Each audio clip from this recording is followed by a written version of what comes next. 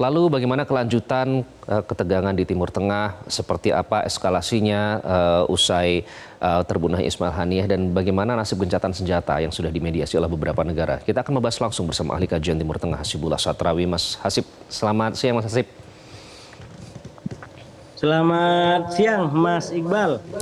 Semoga selalu sehat Mas Hasibullah. Apakah dari informasi yang kita dapatkan dari berbagai sumber, beberapa tokoh sudah berbicara, apakah akhirnya kita sudah bisa mengetahui siapa yang sebenarnya membunuh Ismail Haniyeh, Mas Hasibullah?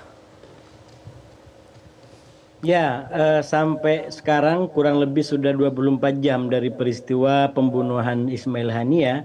Ini belum ada pihak yang mengakui secara resmi, secara formal bahwa dia adalah pelaku daripada serangan ini. Walaupun masyarakat umum itu selalu membaca, selalu mengaitkan bahwa ini mungkin kemungkinan besar dilakukan oleh Israel. Tapi sekali lagi tidak ada pernyataan resmi yang dinyatakan oleh para pihak termasuk Israel. Bahkan Israel memilih sikap no comment atas apa yang dialami oleh Ismail Haniyeh. Mas Iqbal, Iya. Kalau saya menyikapi atau membaca apa yang sekarang terjadi di Timur Tengah pasca serangan ini, maka yang pertama memang kita tidak bisa memastikan analisa apapun dalam waktu singkat ini karena perkembangannya begitu cepat. Tapi kalau boleh kita kesimpulan-kesimpulan sementara, yang pertama sekarang ini saya melihat para pihak masih melakukan sebuah kajian, kalkulasi, dan mungkin juga kehati-hatian ya. Karena ya ini peristiwa yang sangat besar seperti tadi disampaikan di pengantar. Ini kan dua tokoh dalam waktu yang bersamaan yang meninggal ya. Dan itu nalar umum lagi-lagi selalu akan mengaitkan di Israel. Walaupun dalam konteks yang di Lebanon, yaitu Fuad Syukur, itu sudah diakui memang itu yang dilakukan oleh Israel sebagai balasan atas serangan yang dilakukan yang dituduh oleh Israel dilakukan oleh Hezbollah kepada dataran tinggi Golan. Walaupun dalam konteks itu Hizbullah juga nggak mengakui bahwa Hizbullah yang melakukan serangan terhadap tinggi Golan. Jadi Mas Iqbal, saya melihat yang catatan kedua ini menjadi penting menurut saya untuk membaca sikap resmi dan yang tidak resmi sebagai ukuran untuk memahami strategi lebih dalam. Karena menurut saya apapun yang terjadi termasuk penyerangan terhadap Fuad Syukur dan Ismail Haniyeh itu harus dipahami sebagai sebuah strategi sekaligus barangkali tujuan. Tapi itu bukan tujuan semata-mata. Ini strategi yang lebih besar, yaitu untuk mencapai kemenangan. Kalau dalam konteks Israel, Netanyahu untuk berkuasa menjadi satu-satunya negara yang menguasai di Palestina. Atau kalau dalam konteks Hamas dan proksi Iran, itu bagaimana bisa menekan Israel. Kalau tidak bisa menghancurkan Israel, ya bisa mengalahkan Israel minimal di dalam bayangan ataupun reputasinya di mata dunia. Nah, dalam konteks itu saya melihat ini kan memang ada kesengajaan menurut saya dari para pihak untuk tidak memberikan pernyataan secara terbuka, termasuk Israel gitu. Jadi seakan-akan ini kan materinya diberikan oleh Israel atau para pendukungnya bahwa ini dilakukan dari pihak luar dan kemungkinan besar adalah Israel. Tapi pada waktu yang bersamaan Israel tidak memberikan pengakuan secara formal bahwa dia yang melakukan. Nah, ini yang menurut saya nanti menjadi hitungan sama kayak waktu Hizbullah dianggap oleh Israel menyerang Golan. Nah, sebenarnya Hizbullah nggak mengakui itu dianggap sebagai Golan. Karena itu ketika Israel menyerang Fuad Syukur, itu dianggap sebagai pelanggaran hukum internasional. Itu dianggap sebagai keburukan Israel atau pelanggaran Israel karena menyerang pihak yang tidak melakukan serangan. Nah, itu konteksnya menurut saya yang juga ingin didapat. Jadi ada aspek strategi hukum atau opini publik dunia terutama ini yang juga ingin dicapai. Apakah dia memang dianggap sebagai orang yang melakukan serangan atau tidak melakukan serangan. Nah, ini sama saya melihat dalam konteks Ismail Haniyeh. Ini kan Israel memilih no comment terhadap peristiwa ini. Nah, artinya apa?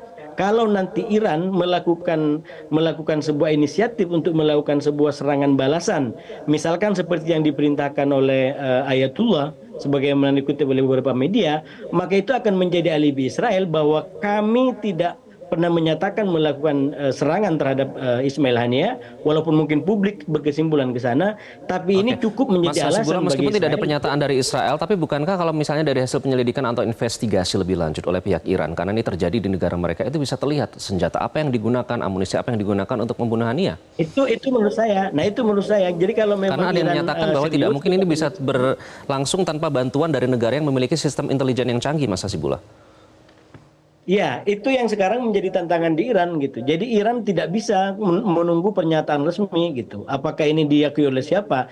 Tapi dengan kemampuan yang ada, kalau nanti Iran itu memadai, maka silakan itu diperiksa dan dicek dari barang-barang bukti yang tersedia, sehingga itu juga bisa menjadi kayak pembenaran secara hukum internasional bahwa memang Iran sudah diserang dan yang diserang adalah tamu negara. Sehingga kalau itu yang dilakukan, maka sangat mungkin sekali lagi Iran untuk mengambil sebuah balasan yang dianggap pas dan sesuai dengan apa yang telah dilakukan oleh mereka yang menyerang Ismail Haniyeh ini, Mas Iqbal. Oke, termasuk kalau kita melihat tadi Anda mengungkap soal yang di dataran tinggi Golan ya, di Masjid al-Syam lebih tepatnya, komunitas Druze Syria. Itu Hizbullah sebenarnya menolak mereka terlibat meskipun Israel menuding ya. Benar. Padahal kalau berdasarkan keterangan dari saksi mata yang ada di lapangan itu jangan-jangan sebenarnya adalah dari Iron Dome-nya Israel sendiri. Nah, di situ memang butuh investigasi lebih lanjut. Tapi nanti apa yang akan terjadi antara Israel, Lebanon, dalam hal ini kelompok Hizbullah, dan juga pihak Iran, apa yang akan dinamika dan eskalasi yang kita lihat dari ketiga negara ini, Mas Hasibullah? Ya, Mas Iqbal, kalau dilihat dari perkembangan sekarang ya, waktu sekarang, ini kan walaupun secara emosional kita akan sampai pada kesimpulan akan ada serangan balasan, entah kapan dan seberapa besarnya, tapi kalau dilihat dari fakta-fakta yang terjadi setelah 24 jam ini, sebenarnya juga ada harapan untuk menjadi apa namanya ya, menjadi perkembangan menuju lebih damai gitu. Kenapa? Karena begini, satu secara peristiwa, misalkan beberapa waktu yang lalu diberitakan bahwa Dewan Keamanan melakukan sebuah pertemuan atas inisiatif Iran yang didukung oleh siapa? Oleh Rusia dan juga China dan juga Aljazair. Dan poin di situ mengatakan agar masyarakat dunia melakukan sesuatu tidak terjadi eskalasi di Timur Tengah. Nah, ini menurut saya sebuah sinyalemen, walaupun pernyataan yang berlawanan justru disampaikan walaupun tidak disampaikan sumbernya secara terbuka, bahwa ada petinggi-petinggi Iran yang mengatakan Ayatullah sudah memberikan perintah untuk menyerang Israel. Tapi sekali lagi akurasi beritanya itu juga disampaikan secara tidak menyebutkan sumbernya. Nah, sementara yang pertemuan di Dewan Keamanan itu pertemuan resmi yang dilakukan dan keluar arahan atau ajakan untuk semua pihak bekerja agar tidak jadi eskalasi terhadap apa yang terjadi di Timur Tengah.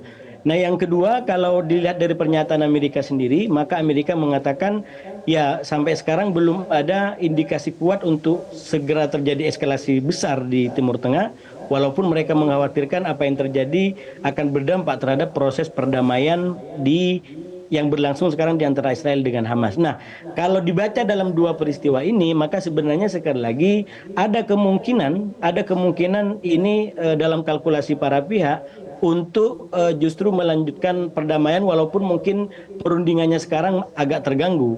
Terutama kalau dipahami misalkan ya, strategi yang dimainkan Israel dengan Hamas selama ini memang berbeda.